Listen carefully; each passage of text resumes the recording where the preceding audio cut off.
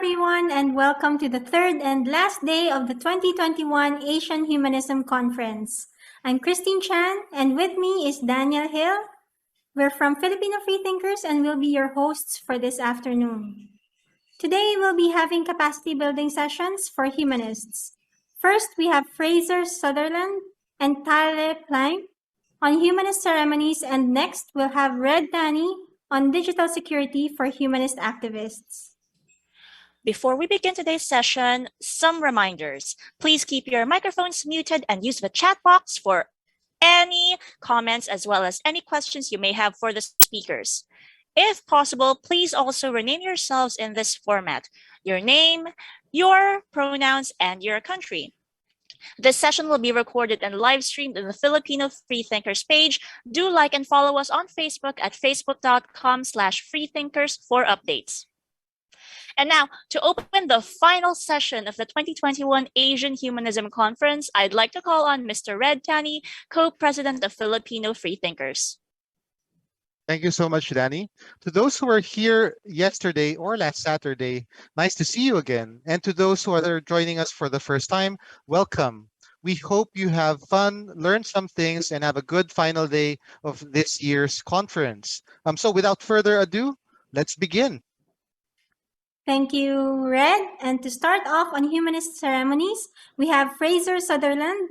He's the Chief Executive of Humanist Society Scotland, a position he has held since May 2019. Prior to this, he ran the organization's communications and campaigns work. Prior to COVID-19 restrictions, Humanist Society Scotland celebrants provided over 6,500 humanist ceremonies attended by over 1 million people a year. Humanist weddings are now more common in Scotland than Christian marriages of all denominations combined, with humanist funerals and namings continuing to increase in popularity. Fraser? Hi there. Thank you very much, first of all, for inviting me along today to speak to you about Humanist Society Scotland and the work that we do with our humanist community here. The first thing I'm going to do is just give you a bit of a tour, if you like, of the last 15 years or so since humanist weddings in Scotland have been legally recognised. I'm just going to talk you through what we did to kind of do that and what that's meant in public perspective. As was said in the introduction, we also offer humanist funerals and humanist naming ceremonies for new children and for new families. I'm not going to talk too much about that today, but obviously if you want to pick up on any of that, we can do so in the question and answer after. I know Tali is going to talk about some of the other humanist ceremonies that they do in Norway as well. So Humanist Society Scotland as an organisation, we've been around for 30 years, or just over 30 years now, since 1989. And we've grown over that time from a small group of committed volunteers to now a much more professional organisation with a staff team supporting a function of different activities. So in the same way as any other humanist groups around the world, we have groups where people meet up and get together and talk about humanist topics. We have campaign functions, so we try and change the law in favour of humanist ideals, secular campaigning efforts, and that's all underpinning, and that's part of the reason why we exist and why we're a charitable function. But we also provide these humanist ceremonies because what we realised is that part of changing society and part of reacting to the change in society as Scotland became a less religious country was to offer these key events as people progressed through their life so that they could act out in a way and celebrate the things that were meaningful to them in a way that actually meant things to them, rather than going through a ceremony without real meaning. And so that's why we developed the humanist ceremonies, learning obviously from our colleagues in places like Norway who had been doing it successfully for a number of years. So if we go on to the next slide.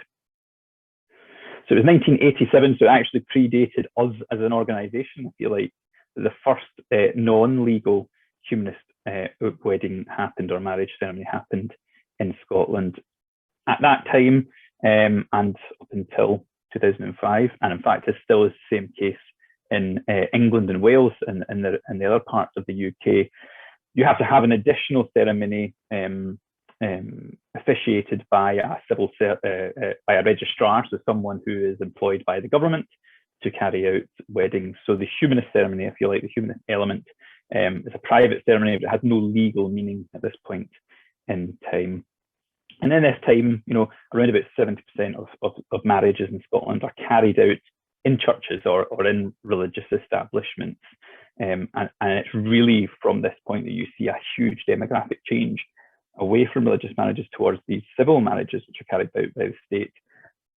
And then after the 21st century, we see that shift again into humanist marriages. Now, the picture here isn't actually of a wedding. The picture here is of the first McDonald's in Scotland, and it opened in the same year as the first humanist marriages carried out in Scotland. So when people say humanist marriages or humanists or humanism is a new thing, certainly in Scotland we can reply and say it's just as new as McDonald's. So if people are familiar with the brand McDonald's, you can argue that they're just as familiar with humanism. We've been around in terms of doing ceremonies, in terms of doing weddings, just as long as that. So it's just an interesting little factoid as what was going on.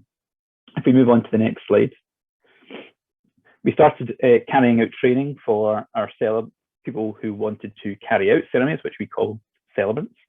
And those individuals go through quite a rigorous process of training. We have a mentoring system now, clearly not back in the 1990s, but we have a very clear mentoring system where people buddy up with other celebrants who are already practicing. And over time, we've grown, and we now have about 145 registered celebrants across Scotland who carry out ceremonies. And again, just at the same time, this is an important factor into our history.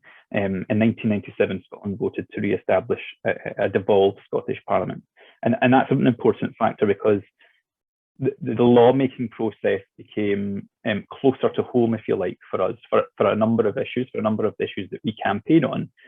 But on this issue of marriage, it was easier then for us to engage with government, engage with officials, because decisions were being taken in Edinburgh rather than London, and it was being overseen by civil servants who were in that area. And while marriage law and other aspects of law were always different in Scotland to the rest of the UK because of the way that the union works in the UK, having a Scottish Parliament just meant it was easier to engage with parliamentarians, with officials, to effectively make our case, if you like, that humanism should be on an equal standing. So I don't underwrite, if you like, the importance of that change for our journey, certainly, and making it easier for us to make the case. And I think the fact that in other parts of the UK, humanist movement hasn't been as successful in getting legal humanist marriages is perhaps because of the fact that the kind of more conservative consensus in the kind of Westminster Parliament still pervades their situation there. If we move on to the next slide. It was then in 2001 that we kind of officially petitioned the Scottish Parliament, and I mentioned before this from being established in 1999, to make legal humanist marriages. So you'll recall that since the late 80s we've been carrying out non-legal ceremonies. So had no legal status, but we wanted effectively at that point the Parliament to take action to legally recognise us, so that when someone get married in a humanist ceremony, that was the only ceremony you had to have. You got your official paperwork. You were, in the eyes of the law, married in Scotland. And at this point, we have a census in Scotland, and that reveals about 28% of people in Scotland are not religious, which was a growth quite considerably from the previous census 10 years ago. And again, just reiterating that as much as we are changing society, if you like, we're also reacting to a change in society. So much bigger than the humanist movement, obviously, from the point of the 1950s. In fact, many would argue the turn of the 20th century, there had been a decline in religious observance amongst people in Scotland. And so this is a bit of a natural progression that we were then moving on to new things. The next slide. And if we can, yeah, fab. And then it was in 2005, after many years of speaking to civil servants, of lobbying them for this change, for explaining really that humanism was a genuine philosophical belief, that we had a community of people who shared in that philosophical belief, and that we wanted to celebrate major life events, and that we were doing so already and could prove, we were doing so many weddings, we were doing so many funerals, that we received temporary authorization from the government to carry out legal weddings. And that was placed on 12 individuals initially as celebrants. And it was on 18th of June that year that Karen and Martin, who are pictured here, were the first couple to have a legal humanist marriage in Scotland, and they did so at Edinburgh Zoo. The next slide. And then by 2010, we had grown to 7,000 members, so 7,000 people paying us effectively every year to be a member of the society, and 90 celebrants. And in the time between 2005 and 2010, we carried out about 2,000 humanist marriages legally recognised. So quite a considerable growth from the first year of carrying out, less than 100, maybe about 30 or so weddings in the first year. We've seen repeated growth each year. Part of the reason for the growth was that people went to the ceremonies, they liked the ceremonies, they liked the personal aspect of the ceremonies. We very much, there are certain elements that we have to do under law for it to be a legal ceremony, but we very much work with the couple to learn about their story and to tell their story that's meaningful to them in a way that's meaningful to them. It's not about us putting on them saying, you must do this, you must do that. Every single ceremony is unique. And while we have elements that we can say, you might like to do this, you might like to do that, and the celebrant will work with the couple, it's very much about telling their story and putting them in front and centre of the ceremony. We can move on to the next slide.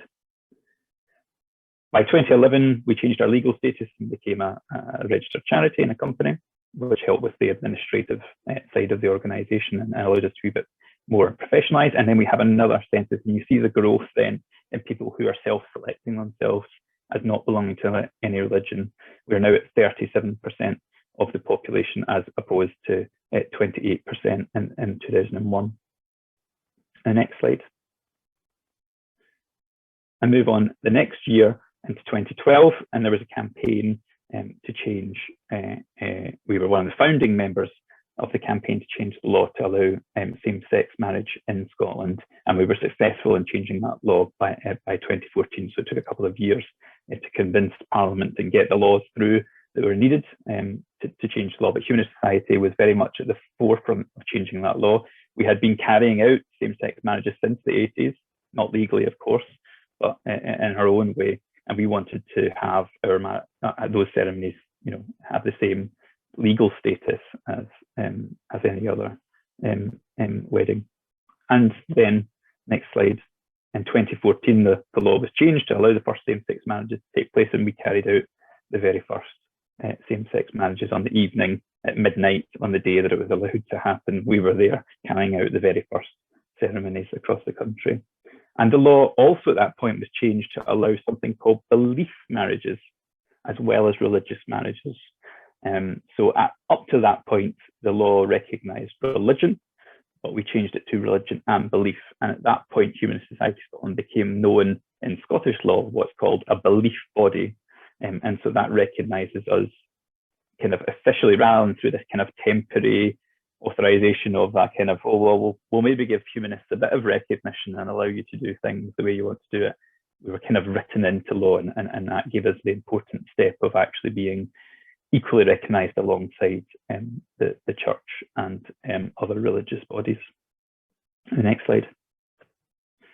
And by 2015, we had taken, there were more humanist weddings took place than any single denomination of religion in that year. So in 10 years since we had first been legally recognised, we'd gone from doing 30 odd weddings, a small number, a handful of people who were kind of members of the society, committed members of our movement, to becoming the most popular type of religion/belief ceremony. So that was a phenomenal growth in just a very short period of time.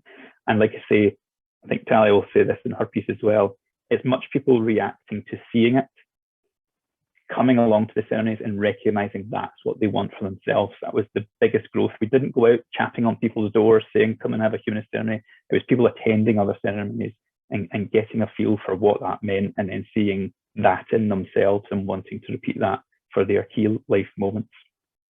And the next slide.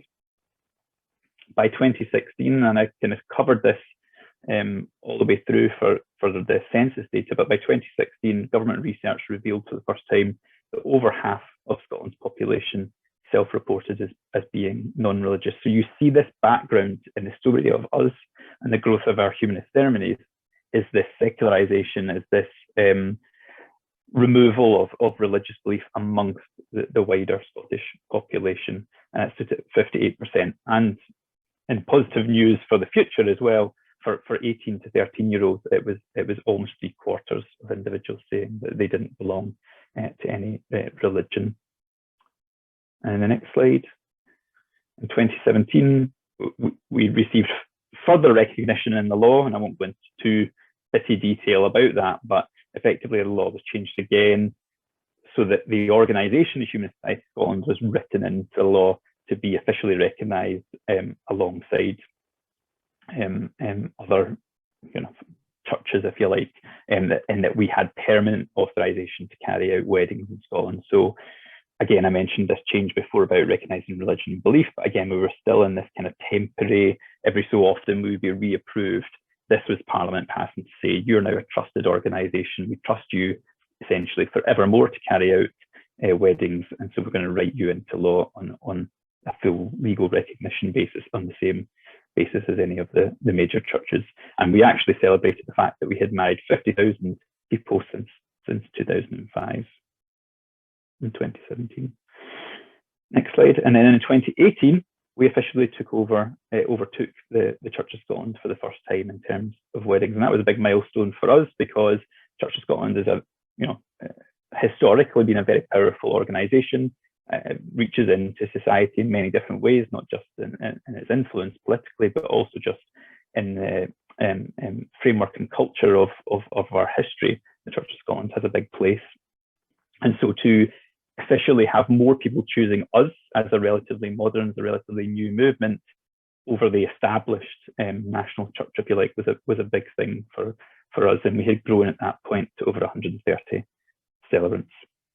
And just moving on then to the last slide.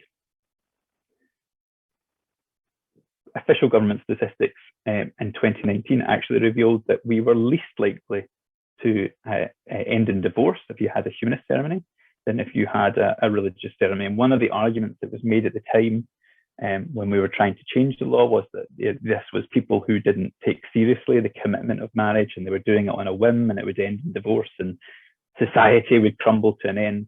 And it's quite nice, actually, not that we use this as an argument, people should be allowed to get divorced if their relationship breaks down, but it was nice to be able to push back against that religious argument that was made against us, to say, actually, the people who come to us have made a much more conscious decision to get married. They tend to have lived together for longer before they get married.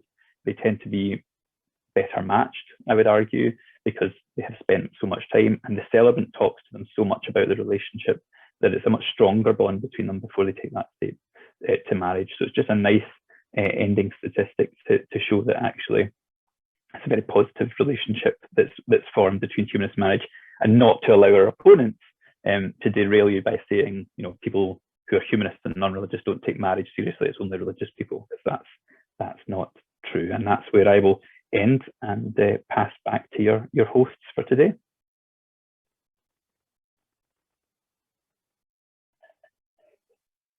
Thank you so much, Fraser. And next to tell us about the context in Norway is Tale Pleym.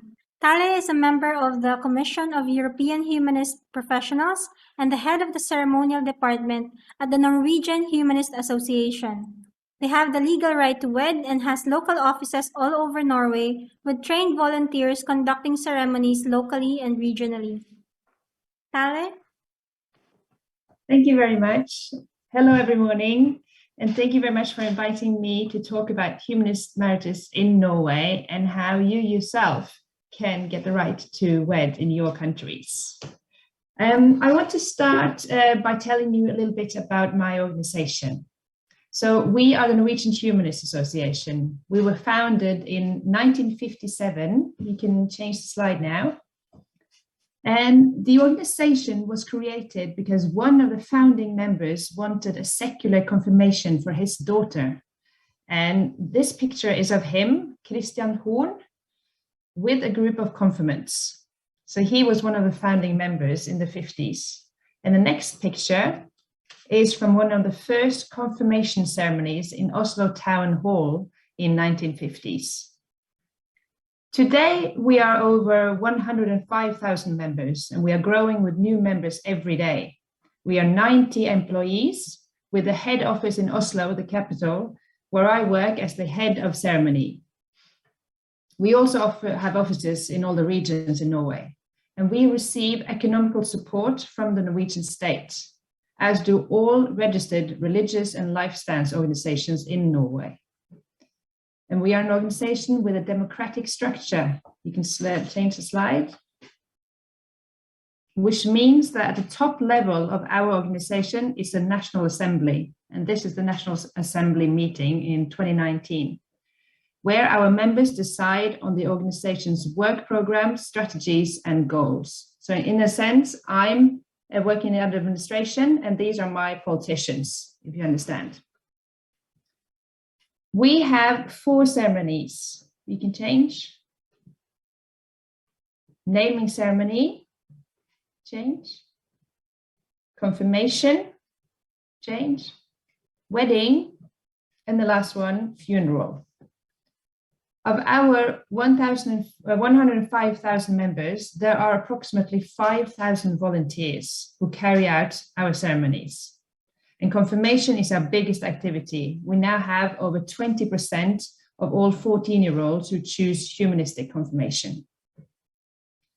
Our ceremonies are our showcase. Before the ceremony, during the ceremony, and after the ceremony, people's attention is on our organization. It is through the ceremonies that people get to know about us, they get to know us, and they experience us. And it is through the ceremonies that we get members and grow as an organization. We say that our ceremonies are humanism in practice. And we proudly display our humanist values in our ceremonies. So to the theme that I've been invited to talk about. How did we get the right to marry? My organization's National Assembly decided in 1997 that we should apply for marriage rights from the Ministry of Children and Family Affairs. Our arguments were that we were concerned with legal and factual equality with religious communities, and that men in Norway were calling for an alternative to the neutral civil marriage. We wanted to offer a wedding ceremony where humanist values are emphasized, especially on the basis on which the couple will build their relationship. We receive the same amount of economical support from the state as the religious communities, but we could not offer our members the same marriage service. So in essence, the Norwegian state was treating us differently. They were actually discriminating against us, despite Norway having a law that equated religious communities and non-religious communities. Next slide. Simultaneously, the public debate was concerned with finding measures that would prevent forced marriage and bigamy. In connection with this, professionals both inside and outside the Ministry of Children and Family Affairs looked at the need for change in the Marriage Act.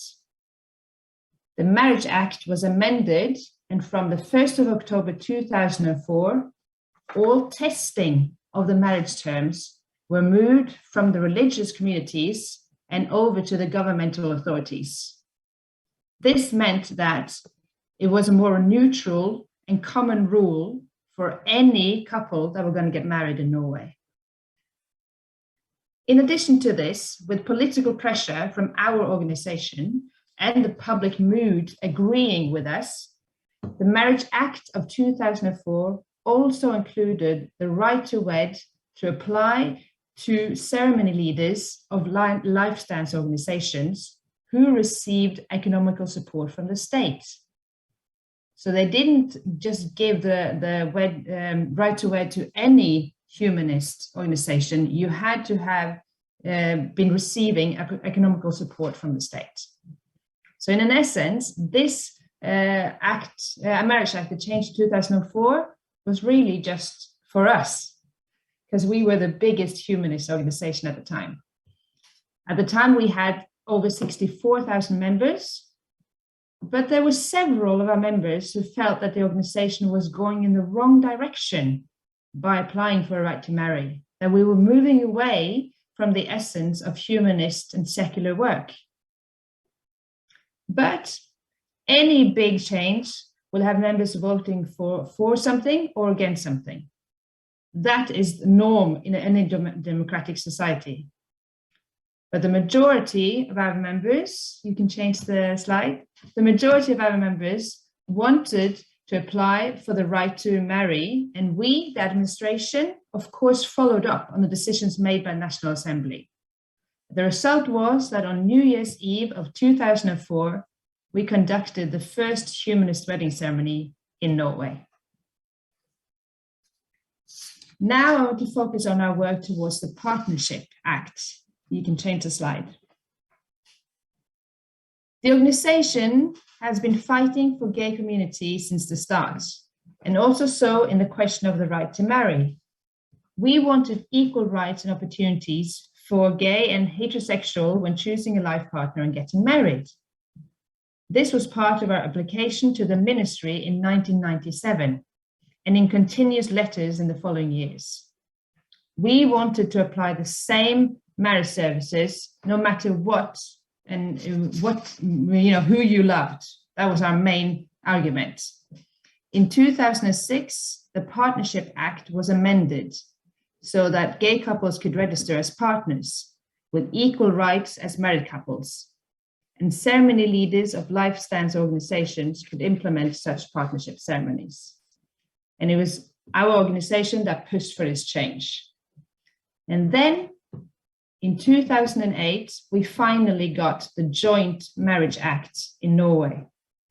It allows for marriage between two of same sex with the same rights and obligations as for marriage between two of the opposite sex. And one of our main arguments in pushing this Joint Marriage Act was that the discrimination against gay and lesbian couples and the discrimination of children of gay and lesbian couples were important. So, in essence, the Norwegian Humanist Association has been fighting for equality across all boundaries, eliminating discrimination, whether it be religious, gender, or sexual orientation, from the start. Thank you.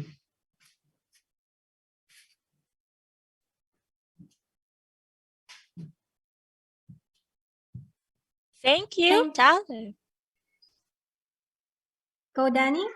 Okay, thank you, Tale. Now, before we even begin to ask how to set up humanist ceremonies, first we have to ask, is there even a demand for such a service? And if not, then how do we generate demand? And once we do have a demand, how do we sustain the public's interest? Now, Fraser has experience on this topic and will be telling us all he knows. Fraser, the floor is yours. No problem, Danny. Thank you very much. So on that question of developing demand, obviously in my presentation talked a little bit about the kind of background demographics, about the fact that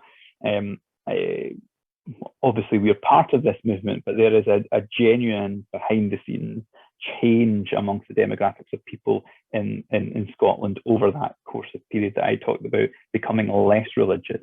And as that grows, people then do not have a community, a ready community effectively to go to in a way that in the past they would have, which would have been a church community, to celebrate these major life events, whether that's a funeral, whether that's the beginning of a new family, a new child, or be that a wedding.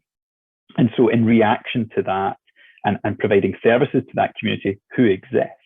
So within your own country, certainly one thing to look at is if there is census data, if there is government collection of statistics, if there's academics collecting that kind of data that shows you the kind of religious demographic, you will see, particularly if there's regions or areas where the non-religious community is growing in particular, then that clearly points to an area where you might find an easier in, because you can certainly sell your humanist values much more easier to these people than obviously trying to do it with amongst people who are religious in nature. Not that that means that not speaking to those people you can't do, because some of them, once you speak to them, they might realize that they are more aligned with yourself than with the religion that they currently follow. I think developing any ceremony, and from our perspective, and I noticed this is what Tali said too, that ceremonies are our best recruitment tool, way beyond anything else, way beyond anything else. It doesn't matter if we do an advertising campaign, if we run events, ceremonies absolutely bring people to humanism in a way that nothing else ever has in our history and does at the moment. And that's because it reflects their own personal life. It's not about you trying to hard sell someone.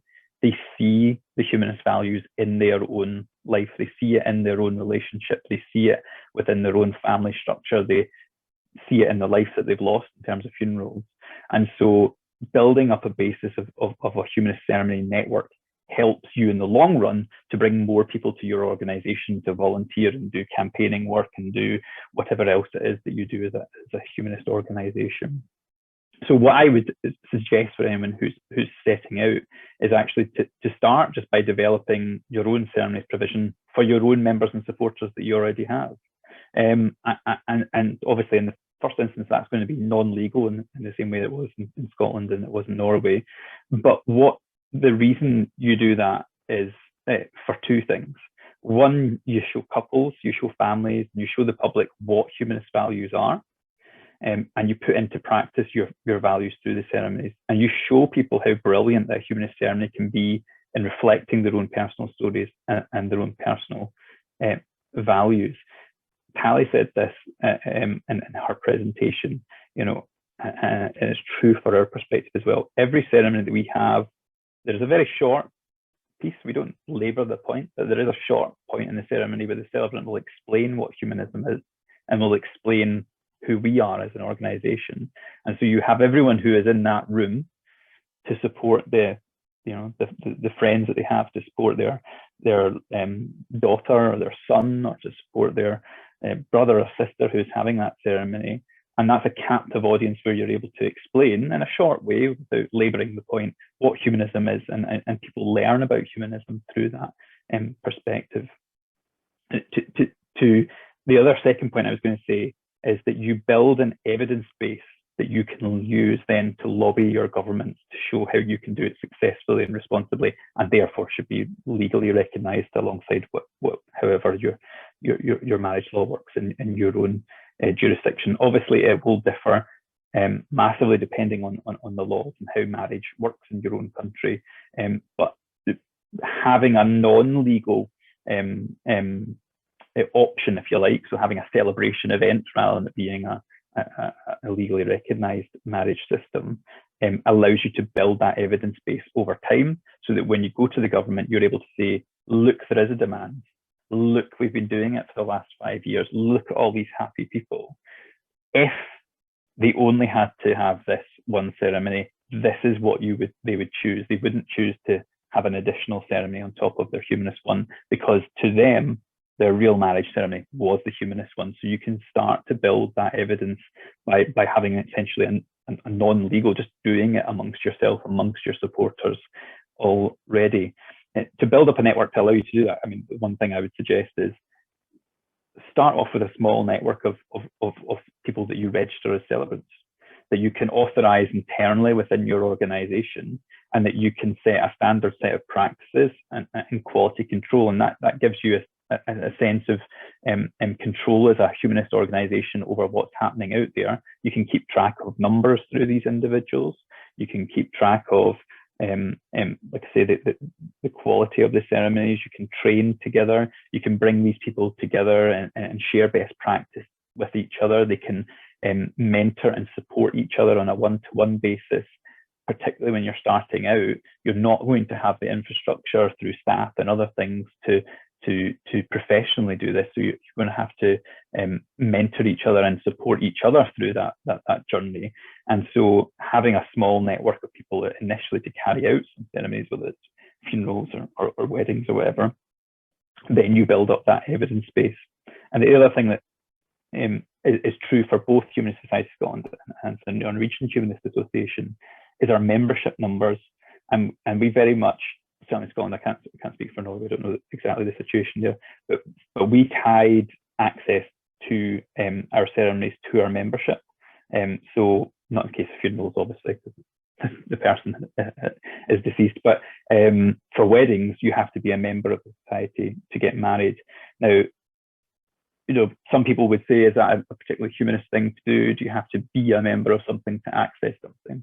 But in order to make that case to government that we were offering a service that people wanted, we were able to reflect back to them the growth in our humanist organisation, and by saying, well, these people actively want a humanist ceremony, they're actively joining an organisation to receive that, and they're actively showing effectively through their humanist values through being a member of a society or an organisation.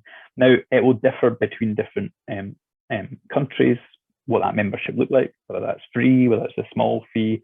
You would have to decide the own situation for your own circumstances. But my perspective from my own country, and it's not true for other places I know, but I think tying your membership and having a membership as a requirement for access to ceremonies helps you build that evidence base that you can use to lobby the government, because it provides you a much bigger network of people to say, we have 15,000 members in Scotland, and obviously Tally has hundreds of thousands of members. I think that's a much more robust argument to then say to politicians in your own country, we're a genuine group of people. We're not just a small band of out there weirdos. There's a big community here of people who share our values. And actually, if you're going to respect, small religious communities, we're bigger than them. So we should be based on the same basis as those individuals. And so for me, that's just a very quick few tips. But just to summarise it is, start off with some non-legal ceremonies, have a small network of celebrants that within your own humanist organisation that you train and provide a little bit of training on how you might provide those ceremonies. And you shout about the successes. So if you have friendly contacts in media, you get them to come along and experience a ceremony, get them come take a picture, because they look quite different. Do them outdoors. One thing that's different, or certainly in Scotland, it was very different, is we were doing ceremonies outdoors, and people didn't do that before we came along. Now it's popular for other people to do it, but we were one of the first people to go out there and to just be doing weddings by lochsides and up hills, in people's gardens even, and that looked different in terms of photography. It looked different and just in terms of the way that ceremonies had been done, because traditionally it had been in a church in a very kind of set way of doing a ceremony. And actually I think that the environment that people have their ceremony in is just as important as the words that are spoken. So cultivate any kind of media contacts that you have, that you can share wonderful photography, but you can also share interviews with the couples who are taking part in the ceremony, because you will find your best recruitment tool is the people that you marry, because they then go out and they tell their friends, it was wonderful, we had this fantastic celebrant that really got us and really understood about us. And you then don't need to go and spend loads of money on advertising, because it just grows itself when people experience it, both as a guest but also as a couple who are taking part in those ceremonies.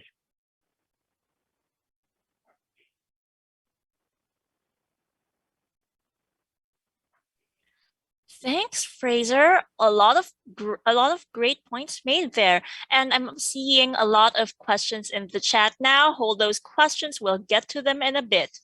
So, on the topic of sustainability, we've gone through the demand angle. Now, what about the supply angle? How should organizations set up the business end of humanist ceremonies so that it lasts? Now let's listen to Tale's tips and tricks for setting up a sustainable humanist ceremonies business. Tale, the floor is yours. Thank you very much, Danny. Well, like I said, we get funded by the Norwegian state, so we are not really a business at all. But I just wanted to give you some tips on how to build up a sustainable celebrant force, because like Fraser was saying, how we became big in Norway as well were through our ceremonies, that people all around Norway saw that there were actually a real alternative to a religious ceremony. So instead of going into a church and having to listen to a priest and sit there and think, I don't like this, I don't agree with this, you could actually choose us and have a beautiful ceremony in line with your own humanist values, something that you yourself and your family felt good thinking about and agreed with. And so by showing, having a plan for how to be first in the big cities, then more around the small areas outside the big cities, and then growing by making sure that we had celebrants all around the country. This was very important as the demand was growing, because up until now, 2021, we had not said no to anyone who wanted us. And that's quite important, because if, say, you want a humanist funeral, and we as an organization say, sorry, no, we don't have anyone who can come to you, that's very damaging for us as an organization, right? And so you need to be sure that you have people on board before you can say, come to us. So that's my first tip for you. Think about where you are before you can, open up for your service and the people that you have on board. And also, my organization has been very focused on the quality of the ceremony work. So we always put a lot of resources into training these celebrants, because when we get the right to wed, the ministry wanted us to describe, first of all, the humanist wedding, and also how, sort of the training or the staff part of it, because the ministry wanted to be sure. They were used to thousands of priests, right?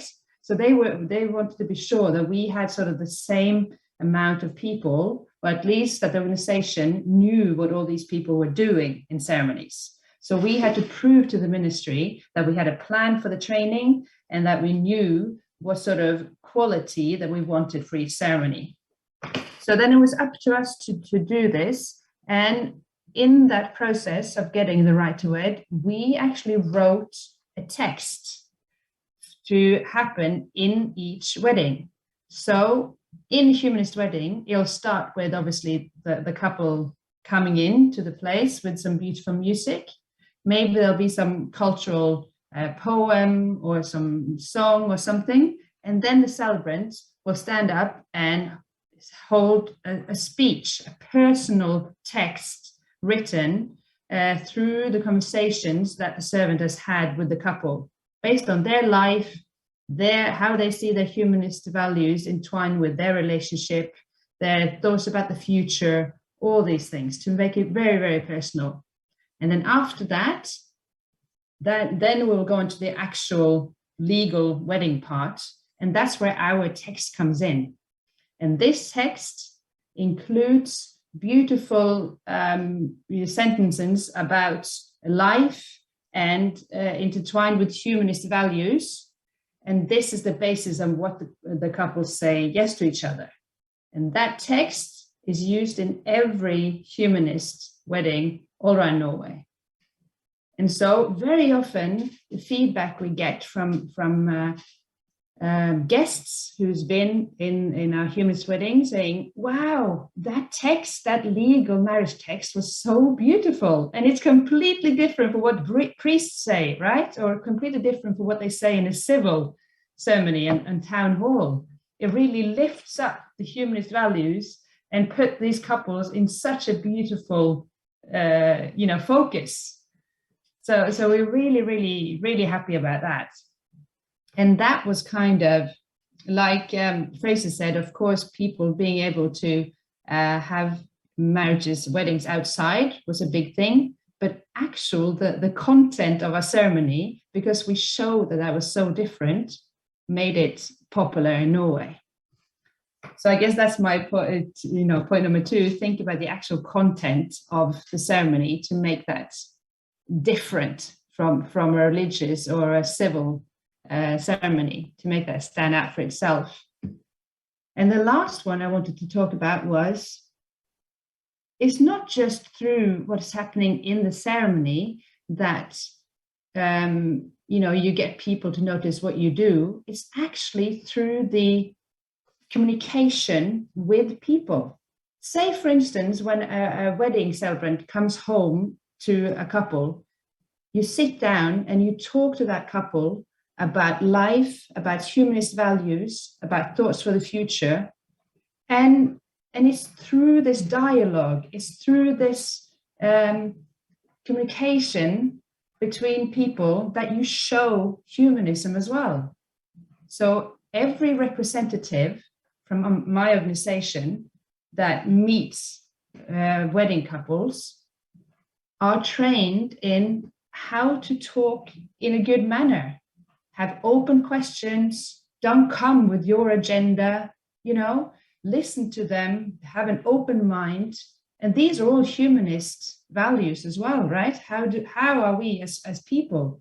We are not there as some kind of above looking down at people, right? We're not. We're on the same level as people. And that's important as well when you're thinking about how to, have a humanist ceremony. It needs to start right at the beginning. How do you communicate with people? And then through that, then you will get a good relationship between the celebrant and the couple. And the result is a beautiful personal ceremony. I think I'll stop there. I have a lot more to say, but I think I can stop there. Okay. Thank you. Thank you for that wealth of information, Fraser and Tale. Now it's time to answer some questions from the audience. So first, we have Darlene. To any of the speakers, where did the first humanist wedding take place in the world? Was there a record? And which other countries in Europe or other parts of the world that conducts a humanist wedding? Would any of you like to answer? Tally probably knows this better than me. I'll let her. Well, as far as I know, there are not very many countries who have the legal right to wed, like Scotland and Norway do. So I don't know exactly which country had the first marriage like that. It might have been us in 2004, but I don't really know. What is more normal is that a lot of organizations do conduct humanist ceremonies after the couple are already wed, and that's how we started, and that's how they started in Scotland, and that's what's happening in a lot of countries in Europe, and I know as well in South America, in some places in Africa, there are a lot of humanist organizations who do that. So yeah, I think that's my answer really. But I think because it's so difficult for organizations to get the actual legal right to wed, they choose to just show themselves through the humanist ceremonies after people have been married. Thank you. Actually, we were Filipino Freethinkers was also approached to do a ceremony similar to that when the couple has already been wed. So thank you for that information. And this is for Fraser. He said that in 2018, Humanist Scotland were bigger than the Church of Scotland for the first time. Is that in terms of membership or authorized or trained red celebrants?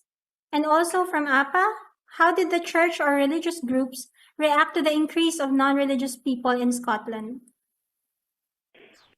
Okay, I mean the first one's easier than the second one. So the first one, in terms of size, that was in terms of number of weddings carried out. So just in the context of the presentation being in weddings, so we carried out more weddings than the Church of Scotland, who's the biggest religious denomination in Scotland. And then by 2019, there were more humanist marriages than all Christian denominations combined.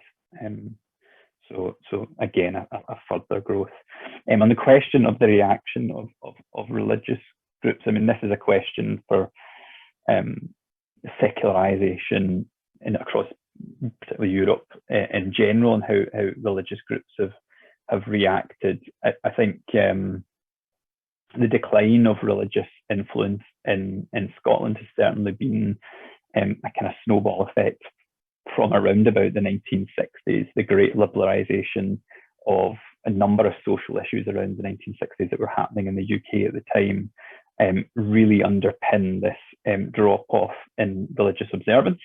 And the biggest creation of non-religious people, if you like, are the loss of parental influence over their children in terms of religion. So when you have a generation that loses their faith, if you like, they don't pass it on to their children, because we know the biggest influence on people's religious belief tends to be from their parents, not exclusively. Obviously, people find their own faith in their own time, but that is the biggest influence in terms of numbers. So what we had in Scottish example anyway, in the 1960s, was a lot of people losing their faith, if you like, and they didn't pass it on to their children, and those people haven't passed it on to their children. So we're now a generation in millennials like myself, but Generation Z and the generation after that, where you've almost got two generations of people who haven't had that parental influence, and therefore the connection to religion isn't there. The connection with those establishments aren't there. We don't have a relationship with those organizations. It's almost an alien concept for many people to have any kind of connection with a church in the way that our, say, grandparents would have. Of course, religion in many parts that have been an established position have reacted in a way that they feel like there is a challenge to their authority, and it differs between denomination to denomination, and it differs between country to country. But there has been a pushback, certainly, in a number of law reforms. Both me and Tale, talked about the campaign for equal marriage for same-sex couples, and certainly in Scotland, the major pushback was from religious organisations. There's a sense, I think, from many in the more established conservative religious communities that it's almost a runaway train, and they have no control, and they're trying to hold on to what kind of authority that the churches once had. The problem for them is the cat's out the bag. Society has moved on, arguably 60 years ago. So they're trying to fight a battle now that doesn't exist anymore. The ship has sailed, to use all the metaphors that you can. It being and gone, the change happened in the middle of the 20th century. What's happening now is just a realization of that change as younger people grow up without religion. So the organised religions are facing an uphill battle. They're seeing, in Scotland anyway, a continued decline in membership, and the recruitment exercises that they undertake are not being successful, certainly in the meantime. Thanks for that. And next question is from Sudesh, whether humanist marriages are less expensive than regular or religious marriages. Is that the case in your countries? So in our case, it's probably, well, in terms of religious marriages, so the actual marriage in the church tends to be free. However, there tends to be tithes, kind of, maybe you would make a donation to the church, etc., depending on who carries it out. So on the face of it, getting married in a church, they will marry anyone for free, whereas we do charge a fee. We charge a fee of £450 on average. Our celebrants are, because of tax laws and other legal requirements in Scotland, they're self-employed individuals, so they can charge their own however much they see fit, although it tends to be around the same amount for everybody, which is around £450. So again, that's slightly more expensive than what it would be if you chose to get married at the civil registration office in your local town. But of course, part of what we are offering the couple is a personalised service, and so the cost of that service in in terms of the celebrant's time, in terms of meeting with the couples, because it's not just the delivery of the service on the day. It's actually the time that's taken beforehand in meeting with the couple on a number of occasions to get a sense of the story, to draft the ceremony, which is shared with the couple, and they go back through the ceremony, changing aspects of it, speaking to friends and family and loved ones, maybe people who are going to do readings at the ceremony, to get a sense of that couple. So the ceremony isn't just what you see on the day when you attend the wedding. It's all of the research and the time that's taken to learn and actually get a sense of who those people are, so that you can actually, actively reflect them in the ceremony that you write. And obviously, we have people that we think, are good wordsmiths, and they write their own poetry and stuff like that. So the cost is to help support their work, because that's effectively how they pay for the time that they take to do the ceremonies. I know it's slightly different in Norway. Tali might touch on that.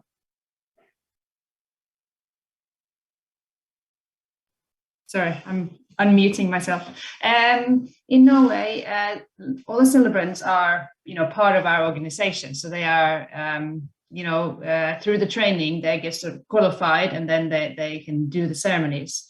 We take about the same, I think, maybe £480, something like that, into the organization, and then each celebrant get paid out about £380 per ceremony, plus travel costs.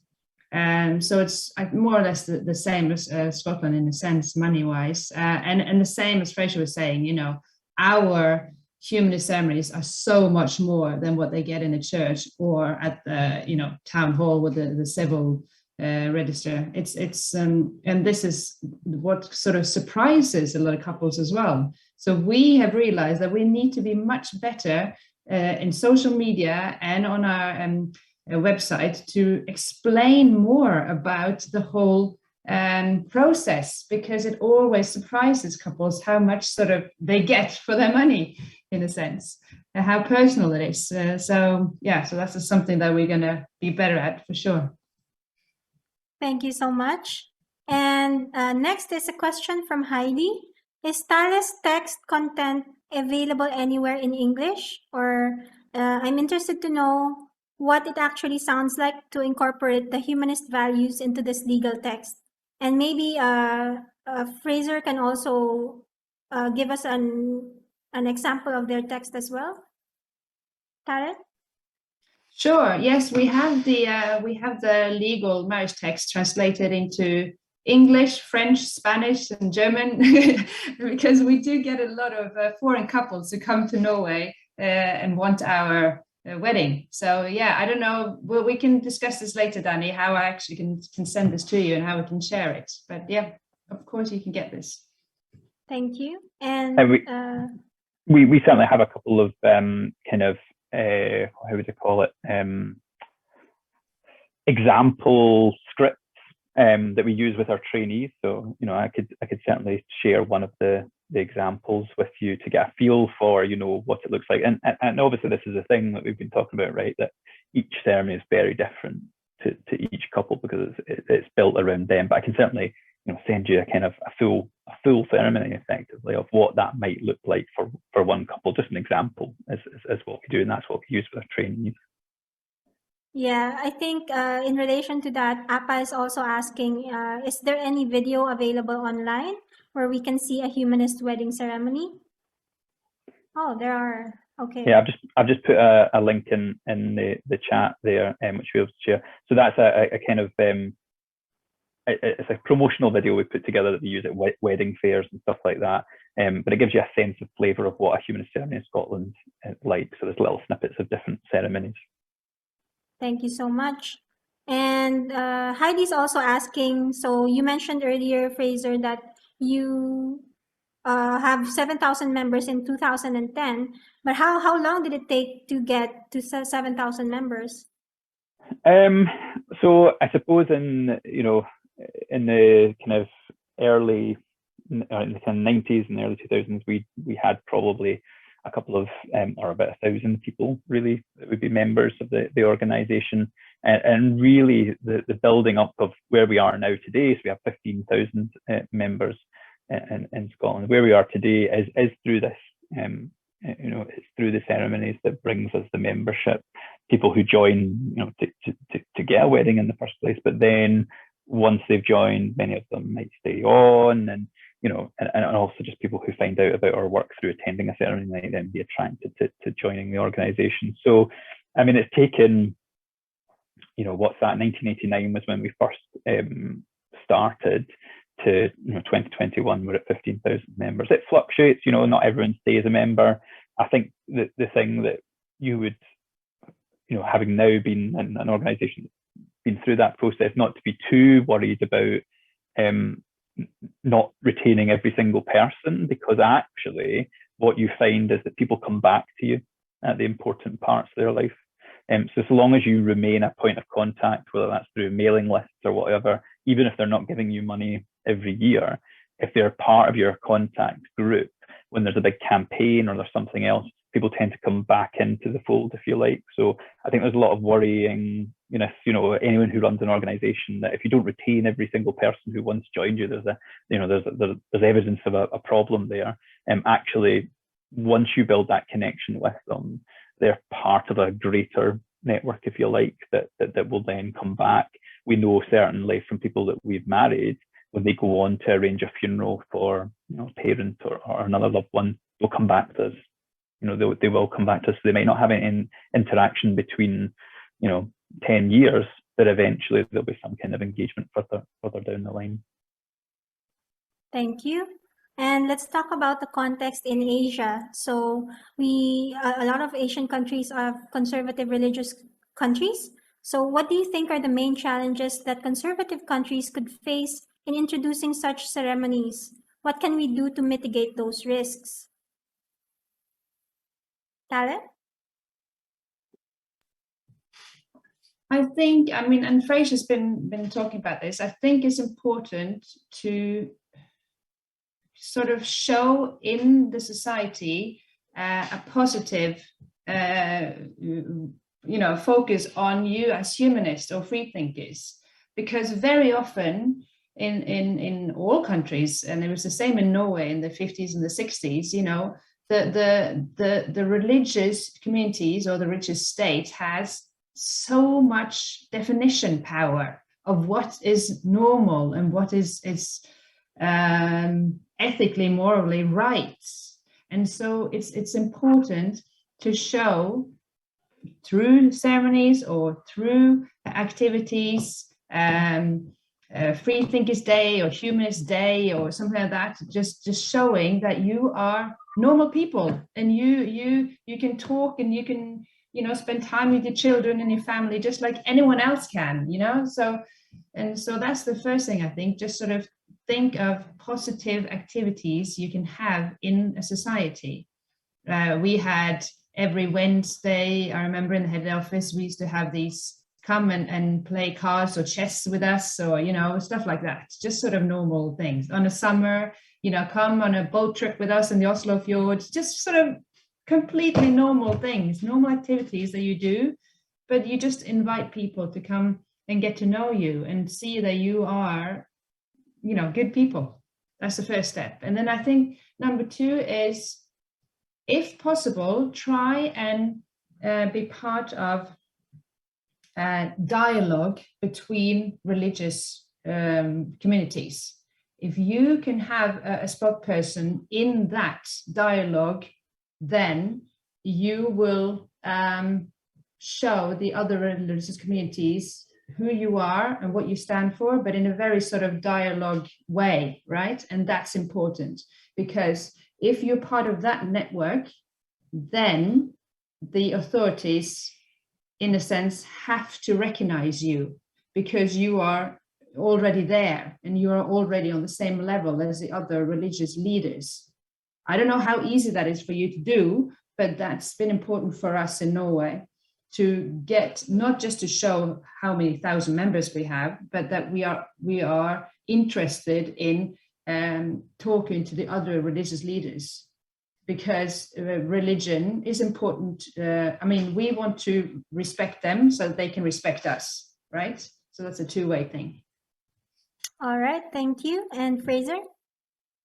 Yeah, I think Tala hit the nail on the head there. Absolutely. You know, it can be very easy for us as humanists, as campaigners, as secularists, to kind of react negatively to, you know, when the pressure of religious organizations is put on us, and, you know, we're discounted as this and that. And actually tell your positive story as humanists, tell your positive outcomes, tell the positiveness of show the positiveness of your ceremony. Don't get into a battle of, you know, you're all silly because you believe in this, that, and the next thing. Don't get into that. You know, there's a place for that, I know, in non-religious movements. But when you're speaking to the wider public, that doesn't bring people to you. It puts people off. Yeah. What you want to be talking about is the positives in your life stance, why you've chosen to be a humanist, what does that mean? And that will bring you many more people than slagging off religion will. Okay. And I know there's a place for that kind of critical thought. Of course there is, but in terms of advertising yourself to the outside world, much more positive, focus on your positives. And just building on the point that Tala made about kind of dialogue with the religious groups, certainly in the UK, there's a lot of kind of what they call interfaith networks. If they don't exist in your country, here's an idea of how about try to set it up yourself, because then you put the pressure on them. Why are they not coming to the table?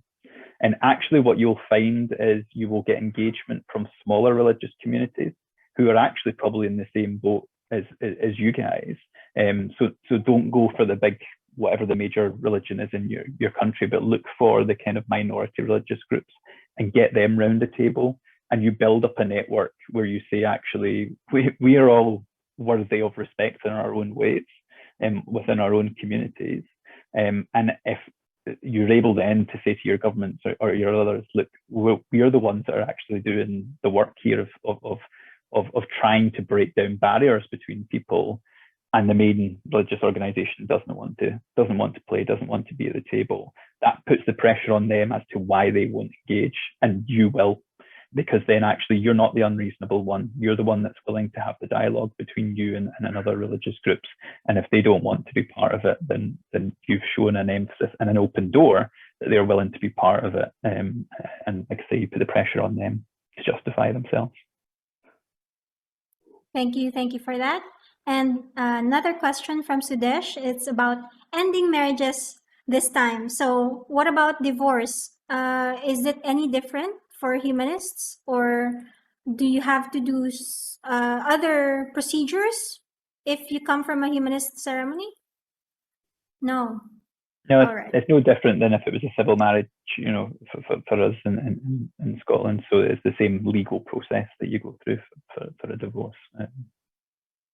All right. Yeah, exactly the same in Norway as well. So, and that's another maybe important thing to tell you, is that in this legal text that we got approved, we don't talk about that they say yes to each other forever or till death do you apart. We don't say that. We say we live here and now, and you say yes to each other based on what we have here and now. And that's important because we don't put any moral stigma on them that, you know, it's bad if you divorce 5 years down the line or something. That's not important. What's important is what's happening here and now. Thank you. And what about now during this pandemic? How are you conducting humanist ceremonies? Like, are there online ceremonies? And can you share tips with us? It's been quite difficult during the pandemic. I mean, obviously the government brought in different restrictions back in 2020. And in fact, initially, they ceased all wedding ceremony. You could not have a wedding ceremony at all. Initially, we still were providing funerals, but the number of people who were allowed to attend a funeral was limited to 6 in the first instance at the height of the initial outbreak before vaccines and all the rest of it.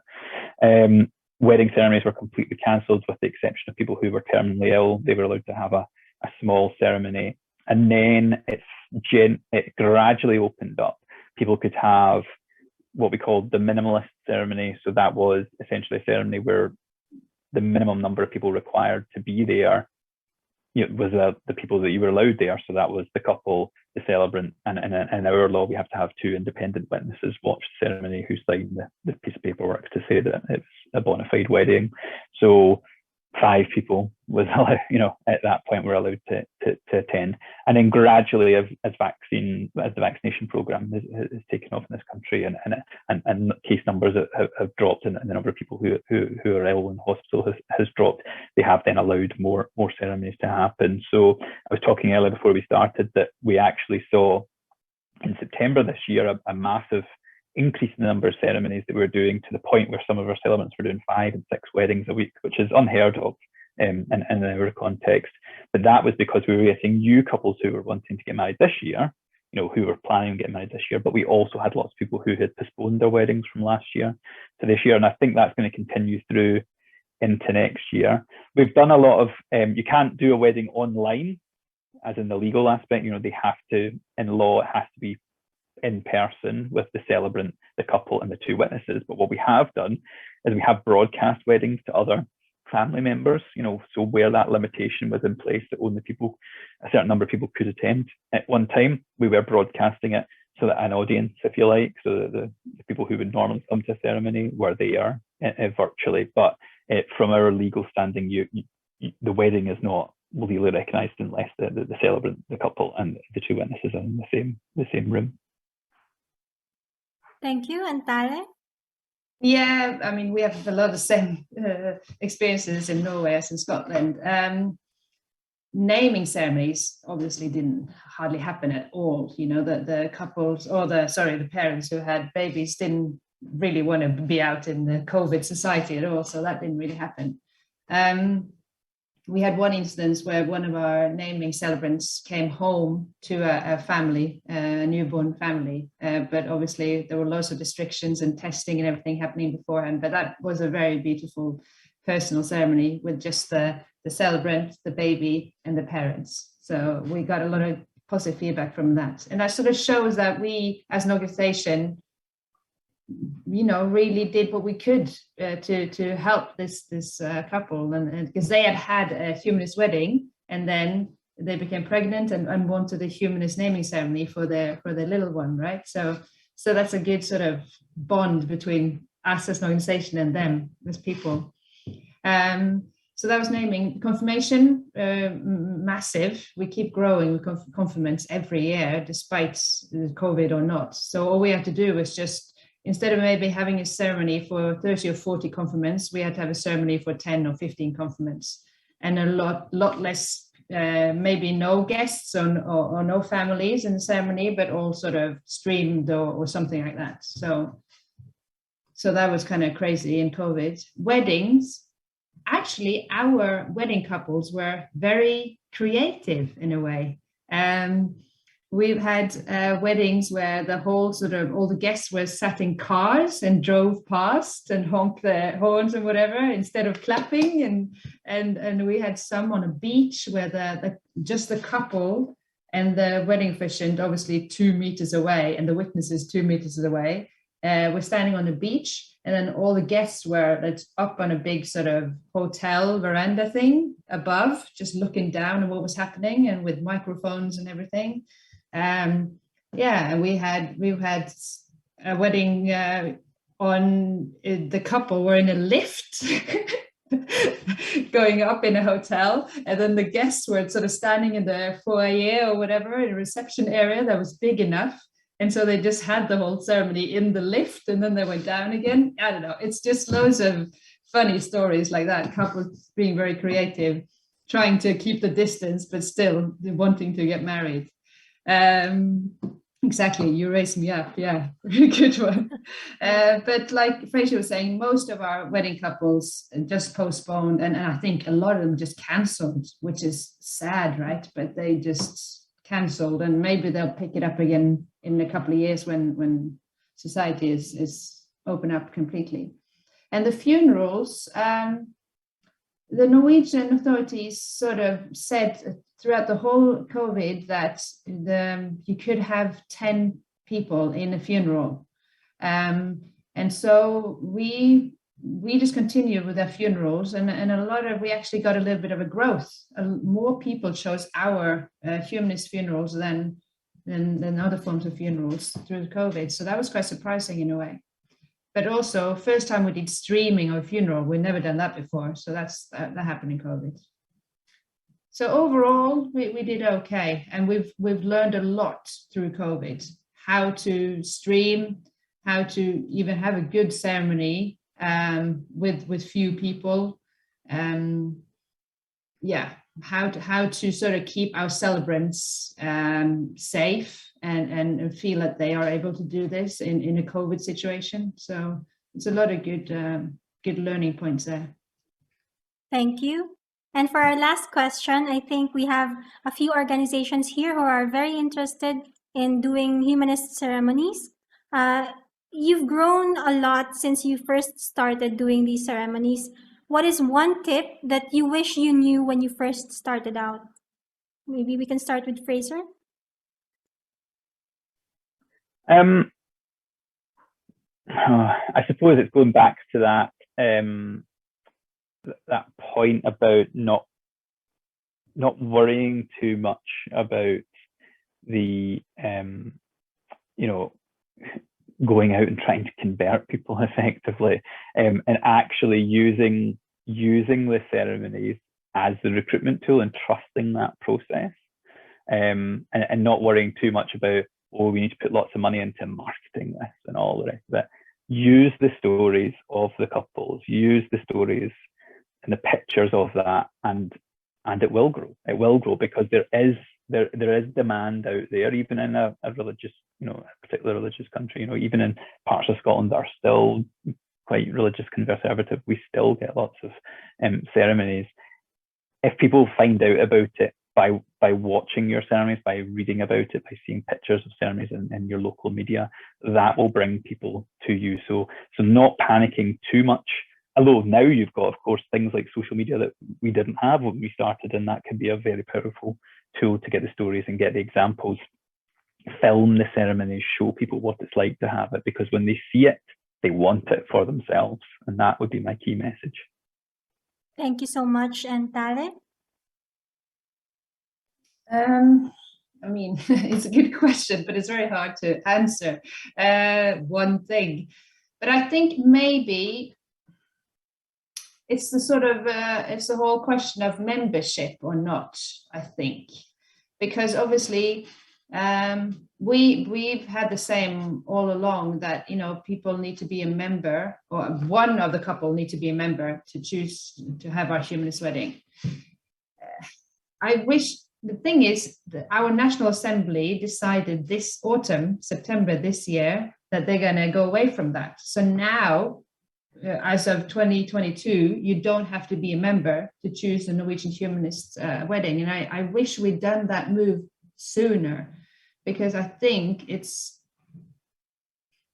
at least in Norway, even though we grow as an organization, we get members every day, is not so much through our wedding ceremony anymore. It's more through the other political work that we do.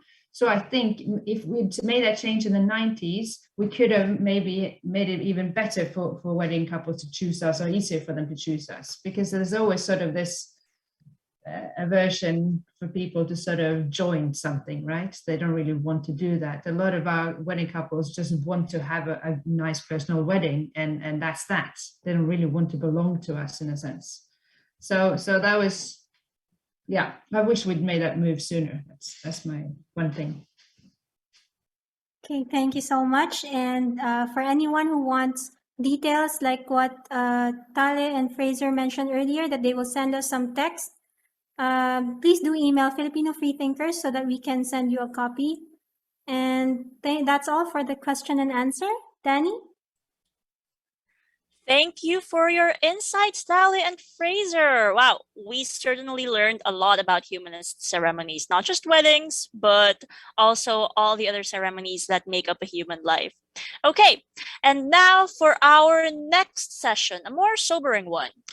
Over the past 2 days of this conference, we've seen how advocacy work can be dangerous for activists. We've heard stories of threats to life and liberty.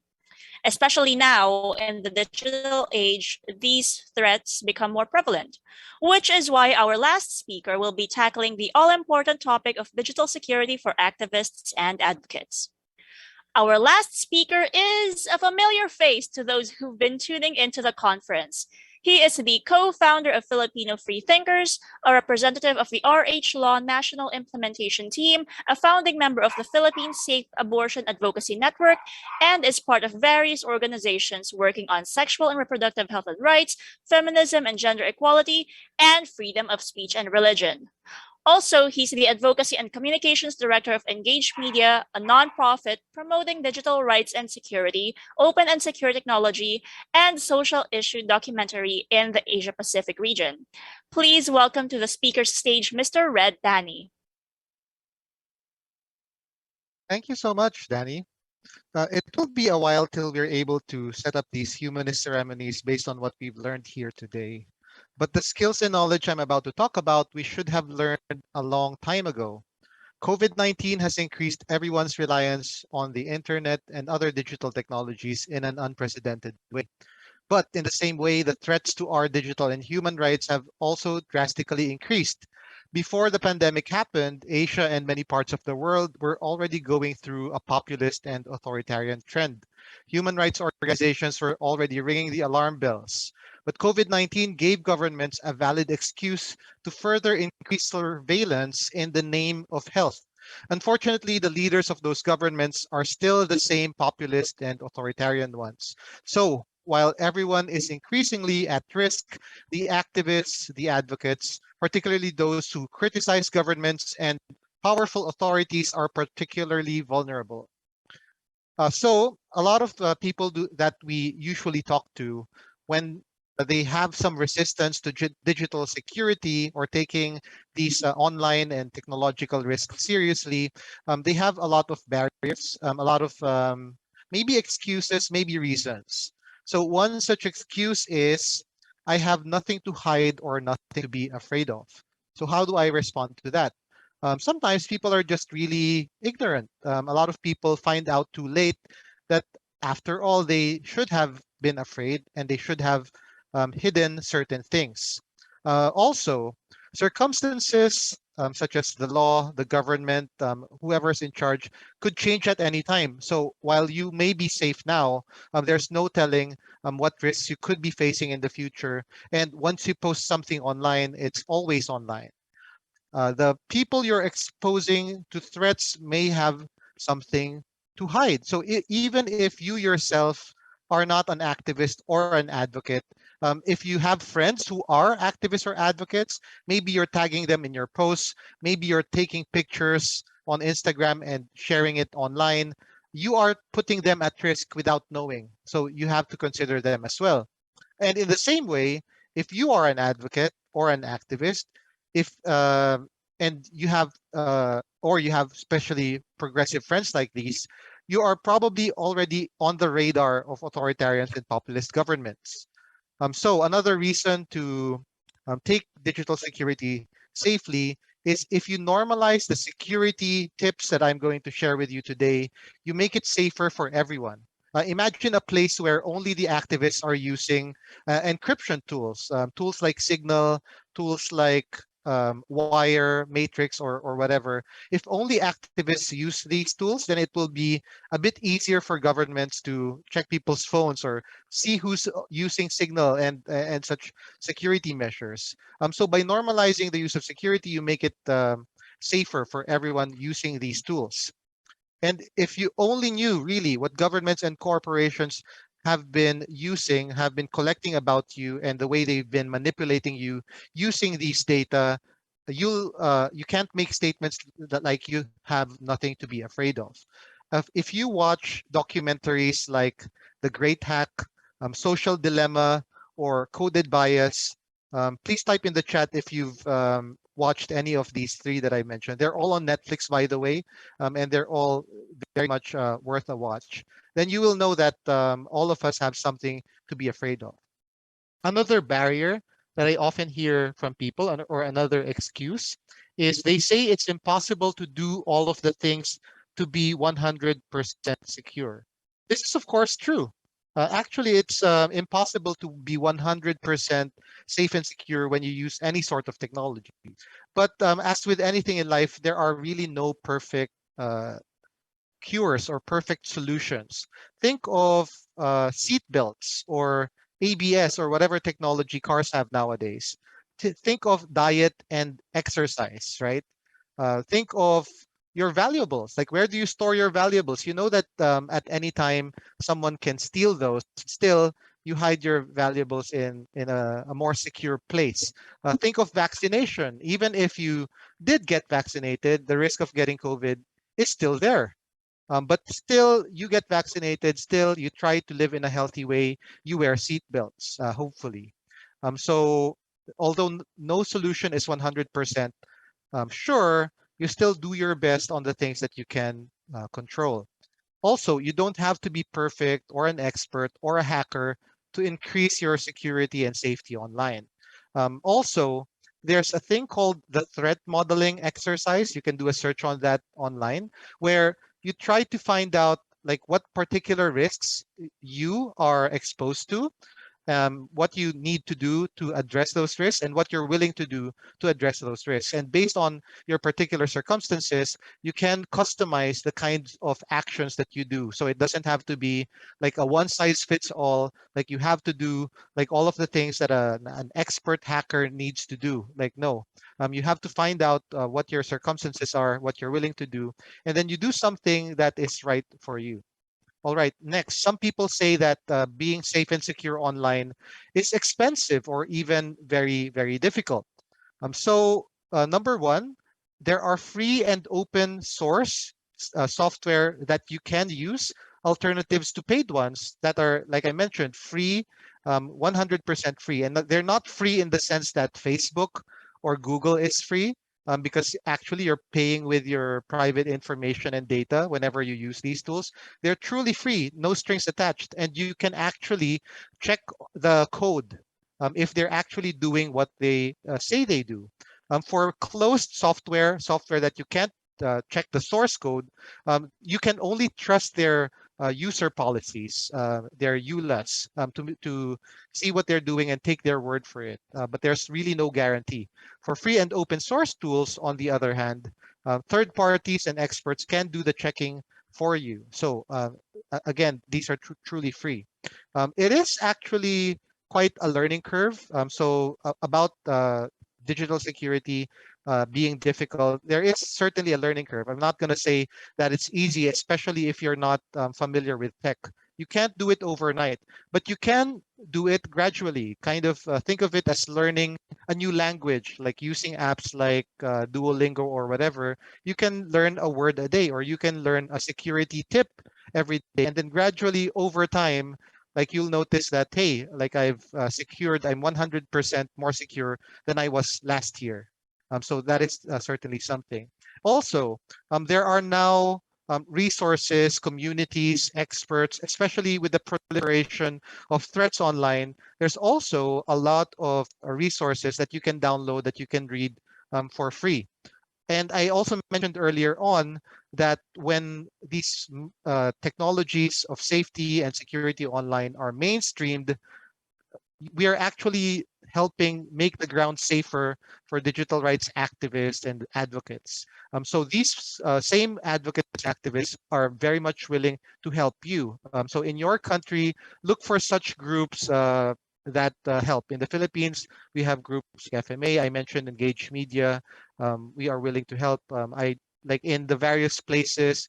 Malaysia has their own groups as well. Singapore, I'm sure Indonesia has their own groups. So search for digital rights or digital security groups in your particular country.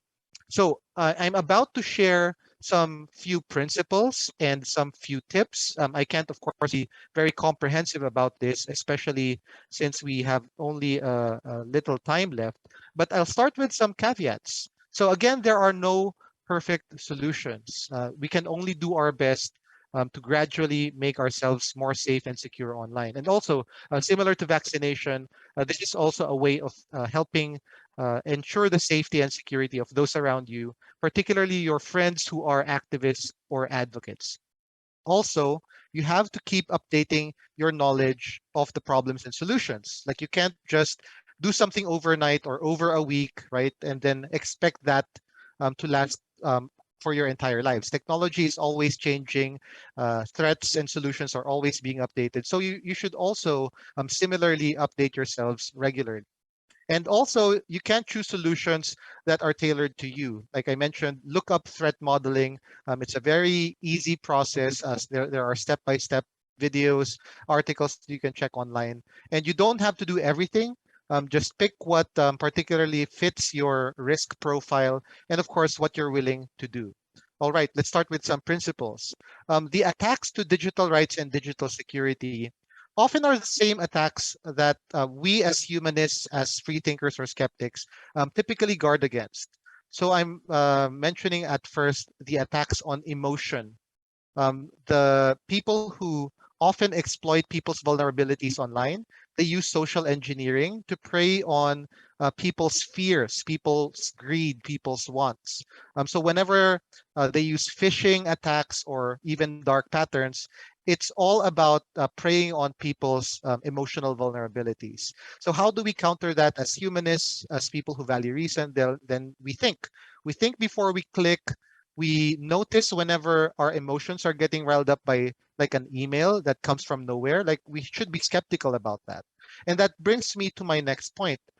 Faith is another thing that these bad actors typically prey on.